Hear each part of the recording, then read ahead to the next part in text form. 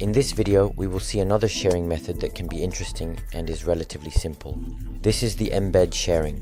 We are going to integrate a small code on a page of an LMS, for example. This would allow dedicating this module to certain individuals who will have access to this space. So I want to clarify here that we are not exporting a format that will allow us to keep records. That said, in terms of design, it can be interesting, and once again, if you don't necessarily need to keep track of what we are doing, you learn from this module, and well, it could be an interesting option.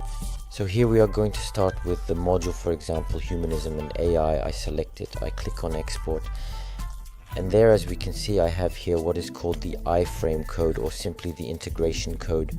I will be able to copy this code here by clicking on the copy button or by doing it manually, which is also possible. Once I have done that, I will go to a Moodle platform. I activate the editing mode. This is a test space, and I will simply, just in my case, add a text and media activity so that this module appears directly on the page without necessarily clicking on a specific link. Here, I will switch to HTML mode using the small angle brackets here from my editor, and I will paste the mvet code that I copied earlier. As I see it, the integration is active. I click on save and return to the course. And now we can see, as you can clearly see, the module directly integrated into my page. And I could easily suggest to my learners to play it this way directly on the platform. Know that I can also, why not, perform this same operation from a page. So here in this case, I will select the page activity, training module here for the title, and in the description I will be able to put click to access the module. I will display the description, and in the content I will also switch to HTML mode and copy the embed code. So, by the way, a small detail, sometimes you need to include a character here. For example, you can add a small dot so that it is taken into account.